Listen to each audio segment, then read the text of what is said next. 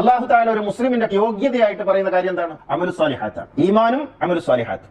അമലു സ്വാലിഹാത്ത് എവിടെയെങ്കിലും ഉണ്ടോ ഇസ്ലാം കാര്യങ്ങളിൽ? ഇല്ല. നിങ്ങൾ നിസ്കരിക്കണം. നിസ്കാരം അമലു സ്വാലിഹാത്താണോ? അല്ല. അമലു സ്വാലിഹാത്ത് ചെയ്യുന്നവരും നിസ്കരിക്കുന്നവരും ഖുർആൻ പറഞ്ഞിട്ടുണ്ട്. അമലു സ്വാലിഹാത്തിൽപ്പെട്ടല്ല നിസ്കാരം. അത് എന്താണ്? അത് അനുഷ്ഠാനമാണ്. അനുഷ്ഠാനവും അമലു സ്വാലിഹാത്തും രണ്ടും രണ്ടാണ്. അമലു സ്വാലിഹാത്ത് എന്ന് പറഞ്ഞാൽ എന്താണ്? താൻ ഉൾക്കൊള്ളുന്ന സമൂഹത്തിന്, പ്രകൃതിക്ക്, ജീവജാലങ്ങൾക്ക് ഉപകാരപ്പെടുന്ന ഒരു വാക്കോ പ്രവൃത്തിയോ, അതിനാണ് അമലു സ്വാലിഹാത്ത് എന്ന് പറയുന്നത്. അതിന് റസൂൽ മനോഹരമായ ഒരു ഉപമ നൽകി, വഴിയിൽ നിന്ന് ബുദ്ധിമുട്ട് നീക്കുക, ഇമാത്തത്തുൽ അദാ അനി ത്വരീഖ്, അത് അമലു സ്വാലിഹാത്താണ്. പക്ഷെ അമലു സ്വാലിഹാത്ത് ഇസ്ലാം കാര്യങ്ങളിൽ കാണൂല. ഖുർആനിൽ അമലു സ്വാലിഹാത്താണ് പറഞ്ഞുകൊണ്ടിരിക്കുന്നത്. അറഅയ്തല്ലദീ യുകദ്ദിബു ബിദ്ദീൻ ഫദാലിക്കല്ലദീ യദ്ഉൽ യതീം വലാ യഹുദ്ദു അലാ തആമിൽ മിസ്കീൻ ഫവൈലുൽ ലിൽ മുസല്ലീൻ അല്ലദീന ഹും അൻ സലാത്തിഹിം സാഹൂൻ അല്ലദീന ഹും യുറാഊന വയംനഊനൽ മാഊൻ. അല്ലാഹു തആല പറയുന്നു, അമലു സ്വാലിഹാത്ത് ചെയ്യാതെ നിസ്കരിച്ചവർക്ക് ആ നിസ്കാരം തന്നെ നാശമാണ്. ഫവൈലുൽ ലിൽ മുസല്ലീൻ അല്ലദീന ഹും അൻ സലാത്തിഹിം സാഹൂൻ. നിസ്കരിക്കാൻ മാത്രം ഇസ്ലാം കാര്യം പഠിപ്പിക്കുന്നു. ഖുർആൻ അമലു സ്വാലിഹാത്ത് ഇല്ലാത്ത നിസ്കാരം നാശമാണെന്ന് പഠിപ്പിക്കുന്നു.